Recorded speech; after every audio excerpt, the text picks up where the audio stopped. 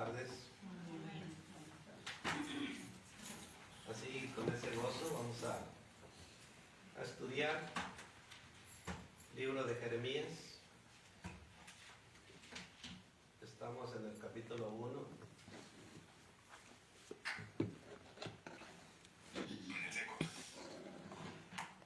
Jeremías, capítulo 1, versículo 11. Justicia histórica, Versículo 11 y versículo 12.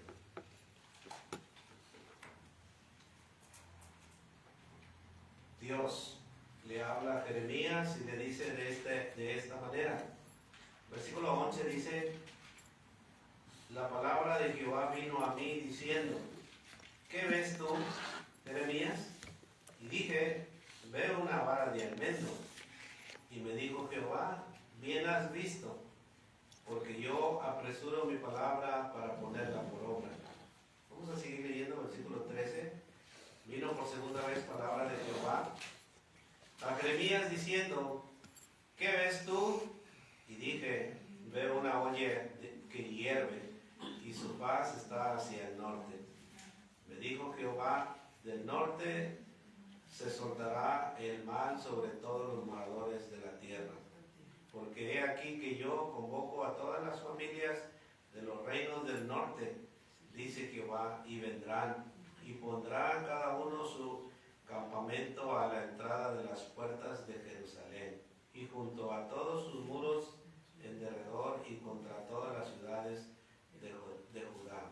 Y a causa de toda su maldad, proferiré mis juicios contra los que me dejaron, e incensaron a dioses extraños, y la obra de sus manos adoraron. Amén. Vamos a ir a una pequeña oración. Vamos a ver. Padre, le damos gracias por esta oportunidad.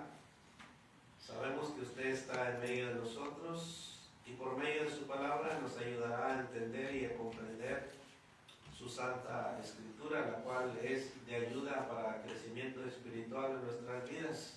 Por medio de su escritura nosotros entendemos y comprendemos su poder, pero no solo su poder, sino también los justos juicios que usted trae sobre aquellos que le desobedecen.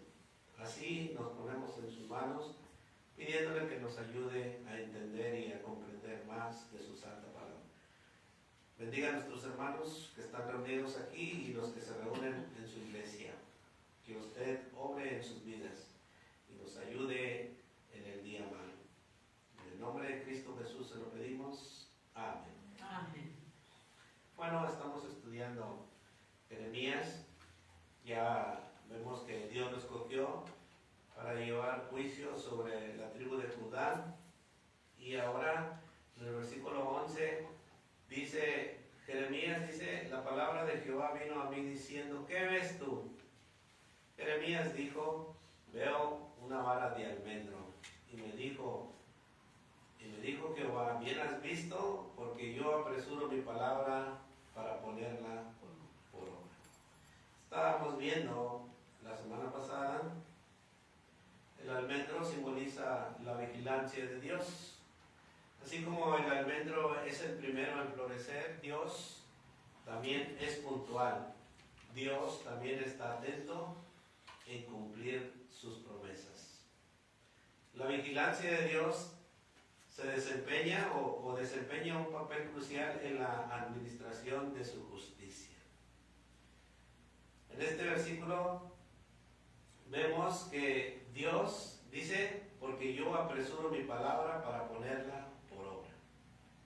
Pero vemos que Dios no trae juicio sin antes mostrar su justicia. Por ejemplo, en Jeremías, ahí, capítulo 16, versículo 17, Jeremías, capítulo 16, versículo 17, fíjate lo que dice Jeremías. En el capítulo 16,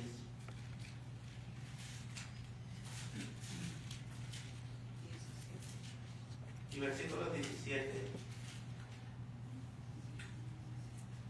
porque mis ojos están sobre todos sus caminos, los cuales no se me ocultaron, ni su maldad se esconde de la presencia de mis ojos. Hablando de nuestro Dios. O sea que Dios, Él lo ve todo. Cuando le dice a Jeremías, ¿qué ves tú? Dice, veo una vara de almendro. Bueno, le está diciendo, bien has visto, porque yo apresuro mi palabra. Bueno, Dios sabe y conoce y mira todas las cosas que están en sus caminos. Y él estaba viendo que Judá se había apartado de su voluntad. Más adelante vamos a leer que ellos se habían apartado porque estaban adorando a dioses, los cuales Dios no sabe matar. Pero los ojos de Dios están sobre todos sus caminos. ¿Los caminos de quién? Los caminos del hombre. Y si los ojos están en los caminos del hombre, nomás pongámonos a meditar un poquito cómo están nuestros caminos delante de Dios. Porque Dios ve y observa cómo nosotros estamos caminando delante de Dios. Dice que los caminos, dice que los ojos están en todos sus caminos, dice, no están ocultas a mi rostro, y su iniquidad no está oculta a mis ojos. O sea que para Dios no hay nada oculto. Debemos de entender que nosotros debemos al día de hoy caminar con rectitud, porque si no caminamos con rectitud, también viene un justo juicio hacia nosotros. No nos escapamos de la disciplina de Dios. Si no se escapó Judá de la disciplina de Dios, que es el mismo Dios al que nosotros estamos adorando, bueno, estos son ejemplos para que nosotros no nos desviemos. Más adelantito vamos a ver que ellos adoraron a otros dioses y no se apartaron de esos dioses. Bueno, el mencionar que los ojos de Dios están en todos sus caminos, bueno, este es un atributo de nuestro Dios acerca de su omnisciencia y su omnipresencia, asegurando estos atributos que nada se le pasa desapercibido a Dios y que su voluntad divina se cumple. Por eso debemos de tener en cuenta de que todo lo que hagamos, ya sea bueno o ya sea malo, bueno, tengamos cuidado, porque a Dios nada se le pasa.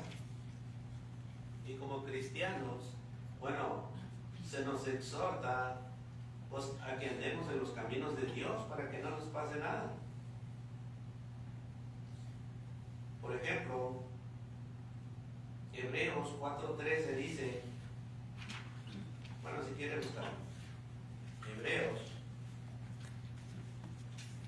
al día de hoy, el escritor de Hebreos nos dice de esta manera. Acuérdense que el escritor de Hebreos escribe a los judíos que estaban apartándose de la fe. Y en este capítulo 4 y el versículo 13, el escritor les exhorta. Hebreos 4:13.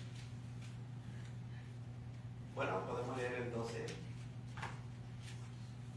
y 13, si alguien lo quiere leer. Porque la palabra de Dios es viva y eficaz y más cortante que toda espada de dos filos, y penetra hasta partir el alma y el espíritu, las coyunturas y los tuétanos, y discierne los pensamientos y las intenciones del corazón. Y no hay cosa creada que no sea manifiesta en su presencia. Antes bien, todas las cosas están desnudas y abiertas a los ojos de aquel a quien tenemos que dar cuenta.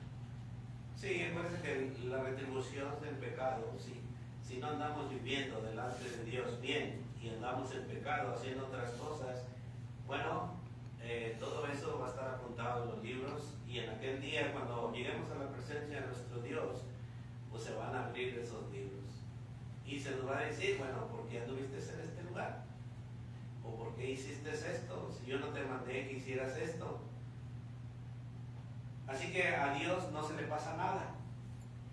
Con esto vemos que Dios es omnisciente y omnipresente. Él está presente en todo lo que nosotros hagamos. Él está presente en todo el universo porque Él lo hizo a su imagen y semejanza. Pero Hebreos 4:13 nos exhorta a nosotros que no hay cosa creada que no sea manifiesta en su presencia, antes bien todas las cosas están desnudas. O sea que no podemos escondernos de Dios. Nos esconderemos de nuestra mamá, de nuestro papá, de nuestro hermano, amigo. Nos esconderemos para hacer lo bueno o lo malo. Pero si hacemos más lo malo, bueno, de Dios no nos podemos esconder. Y si hacemos lo malo, pues Dios como quiera nos disciplina de una u otra manera. En Proverbios 15:3 dice que los ojos de Jehová están en todo lugar. Proverbios capítulo 15, versículo 3, dice el proverbista que los ojos de Jehová están en todo lugar, mirando a los malos y a los buenos. O sea, mirando las buenas acciones y mirando las malas acciones. Porque vivimos en un mundo donde hay maldad, pero también hay buenos. Pero Dios trae un justo juicio a los malos. Por eso debemos de tener cuidado de lo que hacemos, o de lo que miramos, o de lo que hablamos, porque Dios está escuchando todo lo que nosotros estamos haciendo.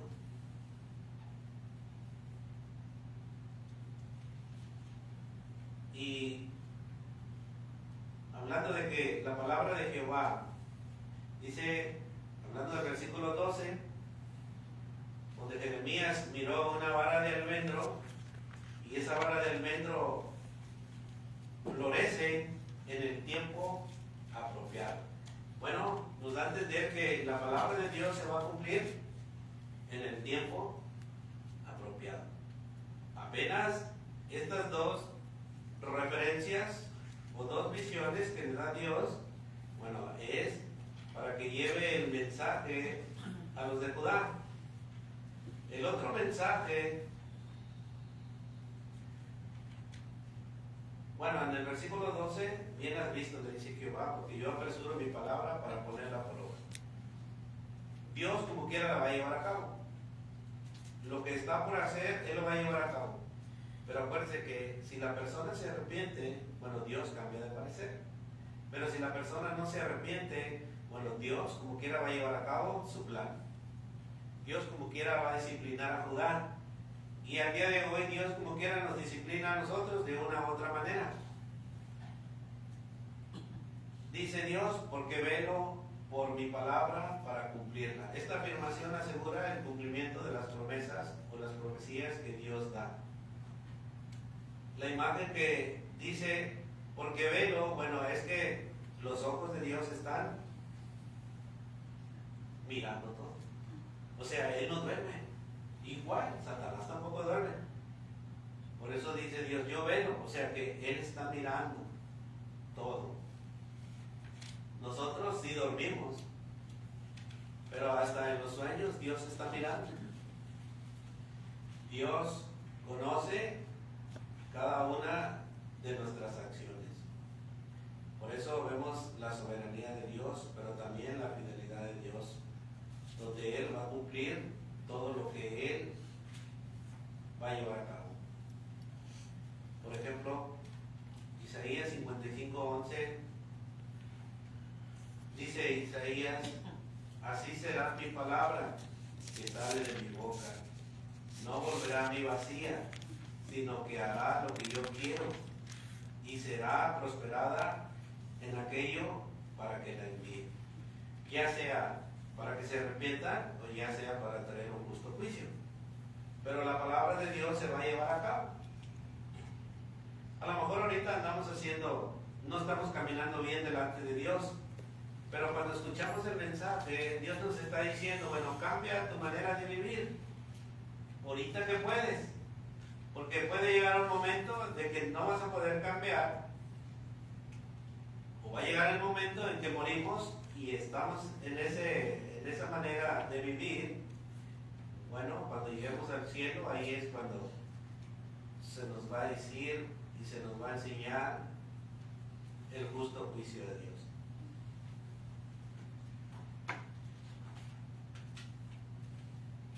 Por eso hasta el día de hoy el escritor de Hebreos sigue diciéndole a los hermanos, en el capítulo 10, versículo 23, dice que mantengamos firmes y fluctuar la profesión de nuestra esperanza, porque fiel es el que prometió. Nosotros debemos de mantenernos fieles, viviendo en obediencia a la palabra de Dios. Pero si no somos obedientes a la palabra de Dios, acuérdense que hay retribución, hay consecuencias. Por eso es necesario que se nos exhorte a nosotros como creyentes a confiar en Dios, pero a vivir en obediencia, a vivir en fidelidad a los propósitos que Dios tiene para nosotros. ¿Cuál es el propósito que Dios tiene para nosotros? Bueno, crecer espiritualmente, llegar a la madurez, a la plenitud de Cristo, llegar a ser igual que Cristo. Aunque no lo vamos a poder llegar a llegar igual que ser como Cristo al 100%, pero debemos de esforzarnos. Así como le decía a Josué, esfuérzate y sé valiente.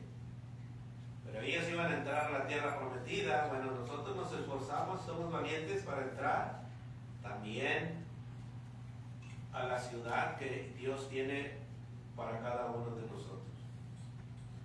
La visión que Dios usa es un almendro para asegurar a Jeremías su vigilancia activa sobre su palabra. O sea que todo lo que va a decir Jeremías se va a llevar a cabo, pero al tiempo de Dios. Lo que podemos entender es que Dios va a cumplir su promesa. Dios va a cumplir su palabra. Por eso en el siguiente versículo, el 13, habla por segunda vez. Si alguien lo quiere leer, del 13 al 16. Ahí sí habla sobre la olla de barro y en qué dirección va y lo que va a hacer esta olla de barro. Si alguien lo quiere leer, del versículo 13. Yo vi la palabra de Jehová por segunda vez, diciendo, ¿qué ves tú? Y dije, veo una olla que hierve y su faz está hacia el norte. Me dijo Jehová, del norte se soltará el mar sobre todos los moradores de esta tierra. Porque he aquí que yo convoco a todas las familias de los reinos del norte, dice Jehová, y vendrán y pondrán cada uno su campamento a la entrada de las puertas de Jerusalén, y junto a todos sus muros en derredor y contra todas las ciudades de Judá. Y a causa de toda su maldad, proferiré mis juicios contra los que me dejaron e incendiaron a dioses extraños, y la obra de sus manos adoraron. Tú pues, ciñe tus lomos, levántate y háblales todo cuanto te mandé. No temas delante de ellos, para que no te haga yo quebrantar delante de ellos. Amén. Fíjese ahora, ¿qué ves? Le dice Dios a Jeremías. Bueno, Jeremías le dice, veo una olla hirviendo apuntando hacia el norte. ¿Por qué apuntando hacia el norte? Porque de allá, del norte, va a traer la aflicción al pueblo de Judá. Lo que podemos ver aquí es que Dios a menudo usaba visiones para comunicarse con sus profetas, para llevar la palabra o el justo juicio a los que estaban haciendo mal. Como por ejemplo, allá en Amos, capítulo 7, versículo 8, esto es un ejemplo nomás. Jehová entonces me dijo, ¿qué ves, Amos?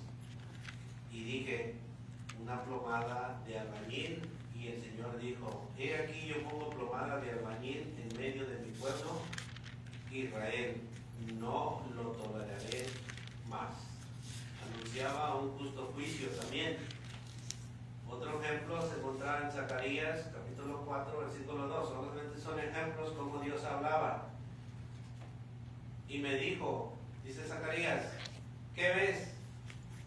respondí, he mirado y he aquí un candelabro, todo de oro, con un depósito encima, y sus 7 lámparas encima del candelabro, y 7 tubos para las lámparas que están encima de él. Siempre Dios hablaba por medio de estas visiones, y Jesús al día de hoy pues también hablaba por medio de parábolas, enseñando las cosas que a veces el hombre hace y no hace. Pero aquí Dios en Jeremías usa la vasija o la olla hirviendo. Cuando usted se imagina una olla hirviendo, ¿qué puede hacer esa olla hirviendo? Puede ser mucho mal. Si yo agarro esa olla hirviendo y se me cae en mi cuerpo, puede hacer algo que me puede maltratar mi cuerpo, ¿verdad?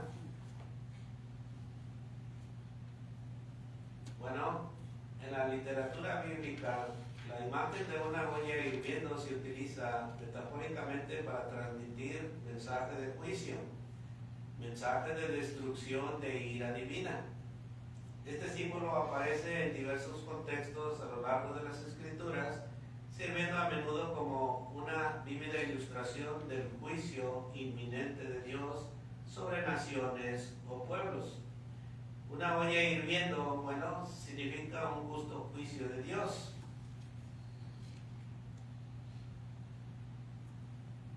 Jeremías miró esta olla hirviendo y dice que esta olla se inclinaba hacia los del norte. ¿Qué podemos ver aquí? Podemos ver que el desastre será derramado desde el norte sobre todos los que vivían en la tierra. La olla hirviendo representa la amenaza inminente de invasión y destrucción proveniente del norte. Más adelante vamos a ver que de allá del norte usó Dios a los pueblos para afligir a Judá. Los pueblos del norte eran como Babilonia y otras ciudades más, las cuales eran fuertes.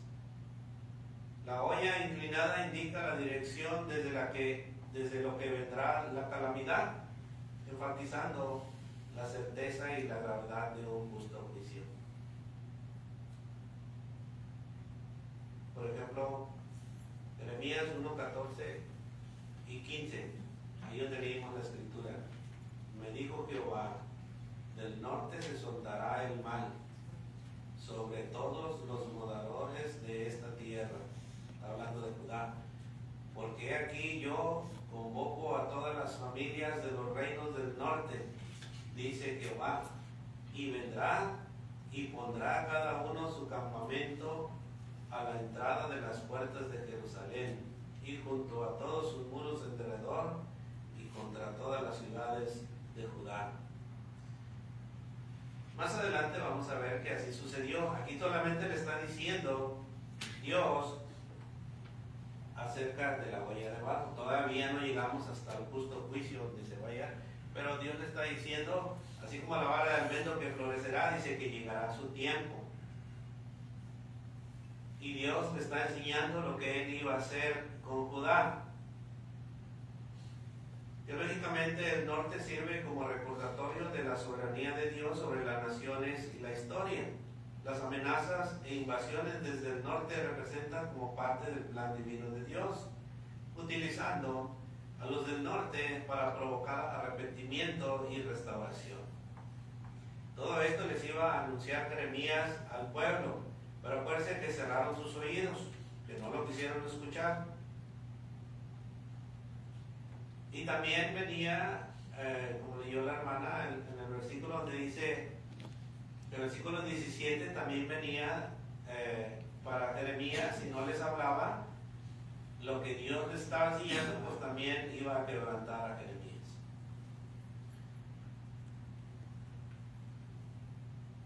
La tierra, porque habla aquí acerca de la tierra, bueno, suele asociarse como a Israel,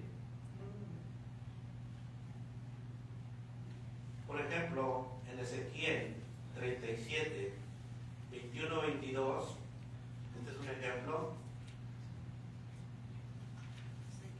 Ezequiel capítulo 37 y capítulo 37, versículo 21 y 22 habla de la reunificación de Israel en su propia tierra. Y les dirás, así ha dicho Jehová el Señor: he aquí yo tomo a los hijos de Israel de entre las naciones a las cuales fueron y los recogeré de todas partes y los traeré a su tierra. ¿Hasta dónde? Sí, 22. ¿Hasta ahí? El otro. No. Y los haré una nación en la tierra, en los montes de Israel, y un rey será a todos ellos por rey, y nunca más serán dos naciones, ni nunca más serán divididos en dos reinos. Amén. El versículo 21 dice, y les dirá, así ha dicho Jehová el Señor: y aquí yo tomo a los hijos de Israel de entre las naciones a las cuales fueron, y los recogeré de todas las partes y los traeré a su tierra. Está hablando de un pueblo.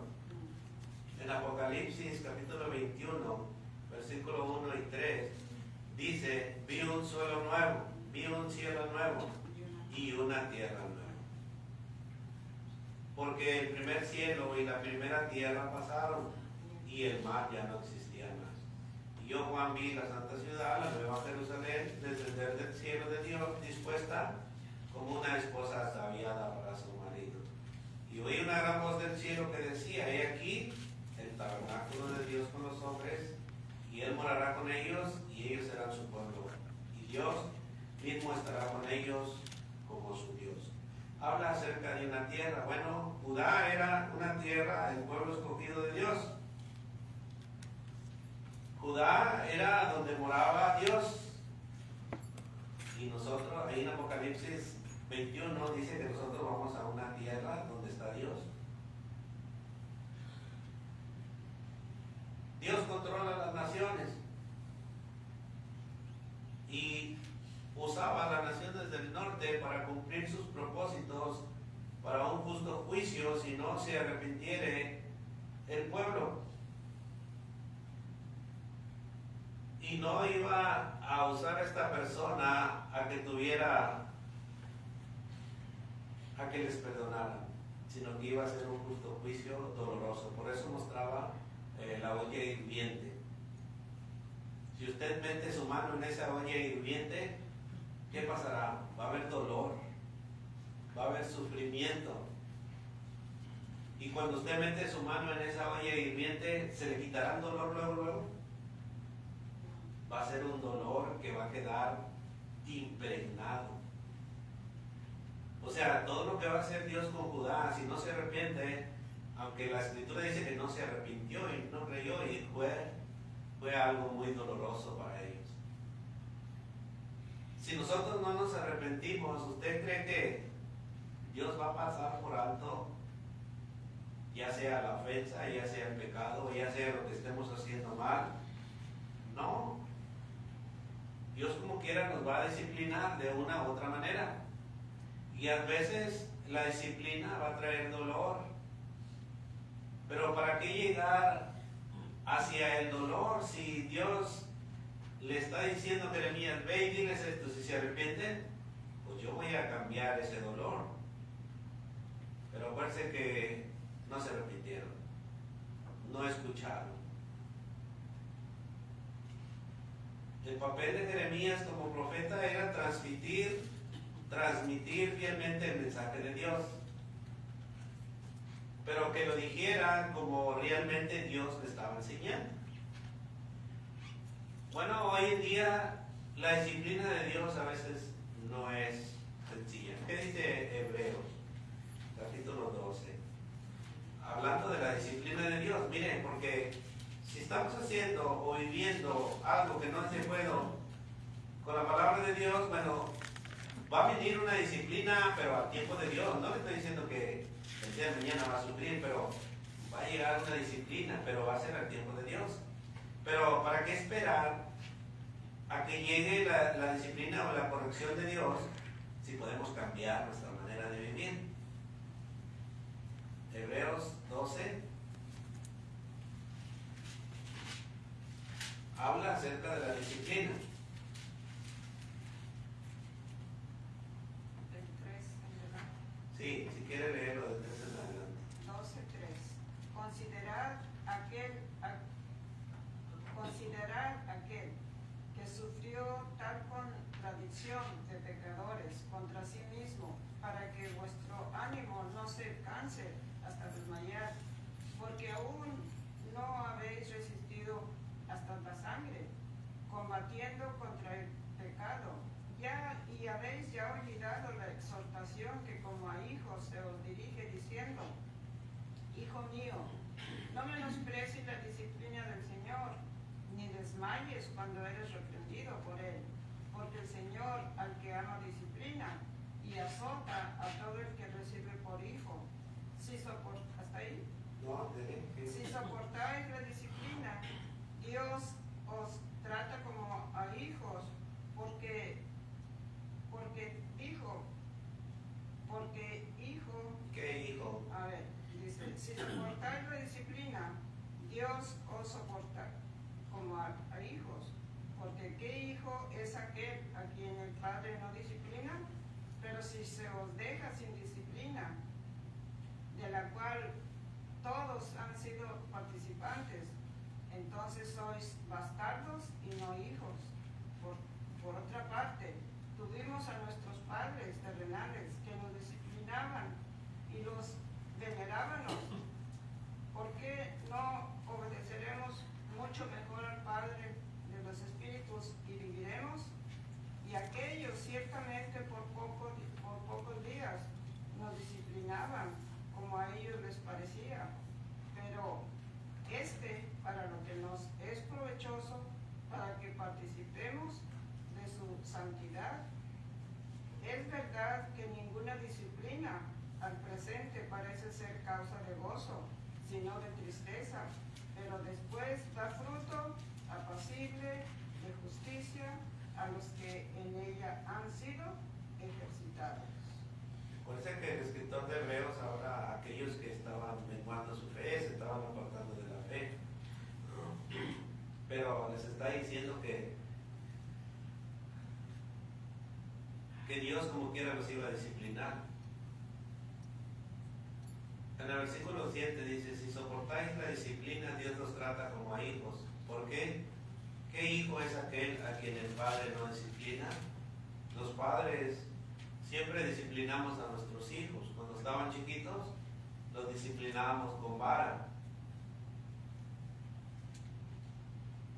Y después ellos sentían un dolor, pero se arrepentían de su maldad y caminaban por un buen camino. Bueno, así quiere Dios, que vivamos en santidad, que practiquemos, dice, de su santidad, en el versículo 10. Pero dice, el versículo 11 dice: es verdad que ninguna disciplina al presente parece causa de gozo. Lo que iba a pasar Judá no iba a ser causa de gozo. Los del norte eran naciones fuertes, pero Dios los estaba usando para usar la disciplina a Judá. Pero antes de usar esa disciplina, Dios les estaba diciendo: ve y anúnciales, está diciendo Jeremías, ve y anúnciales lo que yo voy a hacer.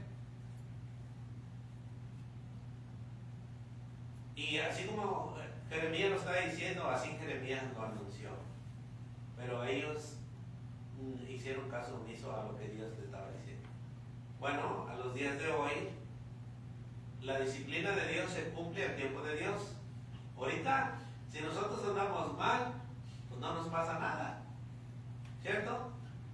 No sentimos nada. Pero la disciplina no va a ser al tiempo mío, sino que Dios va a traer la disciplina al tiempo de Él. Y dice, no va a ser cuestión de gozo, pero es para que cambies tu manera de vivir y para que vuelvas a los caminos de Dios.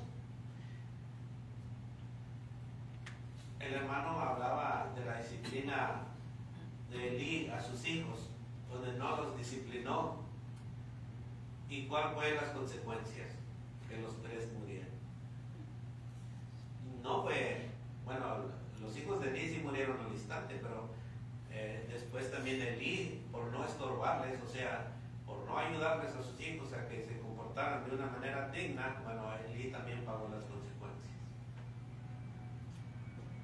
Pero aquí con Jeremías, regresando a Jeremías, de los versículos que leímos, bueno, estamos viendo que Jeremías iba a transmitir un mensaje fuerte,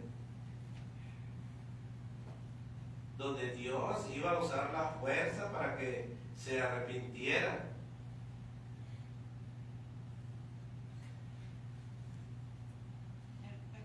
Sí. Me permite, ahí en Ezequiel capítulo 18, versículo 21. Ezequiel 18, 21 en adelante dice, más, arribita dice, el camino de Dios es justo, mas el impío, si se apartare de todos sus pecados que hizo, y guardare todos mis estatutos, e hiciere según el derecho y la justicia, de cierto vivirá, no morirá. Todas las transgresiones que cometió no le serán recordadas, en su justicia que hizo, vivirá. Y luego dice, quiero yo la muerte del impío, dice Jehová, el Señor, no, vivirá si se apartare de sus caminos. Dios no quiere la muerte de sus hijos, del impío, de los pecadores, no, quiere que se arrepientan, y Él está presto para perdonar. Así es. ¿Y qué es lo que estaba haciendo Judá? Vamos a leer el versículo 16. Jeremías 1, versículo 16. ¿Por qué estaba enojado Dios? Así como en Sodoma y Gomorra, que también estaba enojado con Sodoma y Gomorra, Dios, y Abraham abogaba por ellos. Sí, Jeremías 1, 16 es el versículo que sigue. Ya vemos el justo juicio de la olla hirviente, que Dios lo va a llevar a cabo. Así como la vara de almendro florece a su tiempo, bueno, Dios va a llevar su justo juicio al tiempo de Él. Y le está diciendo que va a usar a los del norte. Y los del norte eran tremendos. Y en el versículo 16, esta es la causa por cual va a llevar este justo juicio. Dice, y a causa de toda su maldad, proferiré mis juicios contra los que me dejaron. O sea, dejaron a Dios, o sea, adoraron a dioses extraños, dice. Incenciaron a dioses o les dieron, les hacían incienso, les adoraban. Sí, adoraban a dioses extraños. Y adoraban también la obra de las manos de aquellos dioses extraños. O sea, se dejaron llevar por otras culturas. Pero no lo hacían, hermano, sin saber. No. No lo hacían porque no sabían. No, porque conocían los mandamientos de Dios. Desde que los sacó de la tierra de Egipto, les dijo, no se junten con naciones que adoran ídolos, que ofrecen a sus hijos en sacrificio. No. Acuérdense, Judá es el pueblo escogido de Dios. Sí. Y ellos tenían las leyes de Moisés. Y aparte de ellas, pues más leyes que Dios les había dado. Ellos ya sabían y conocían Judá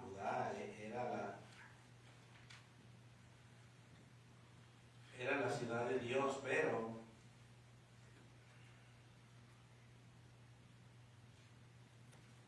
dejaron a Dios. Cuando habla de la tierra, dice que todo Judá dejó a Dios. ¿Por qué todo Judá? Porque Jeremías les empezó a predicar que habían dejado a Dios, pero nadie quería hacer caso. Al contrario, acuérdense que el rey de Judá tenía también sus profetas, más adelante lo vamos a ver, y ellos hacían más caso a sus profetas que a Jeremías, que era el profeta de Dios.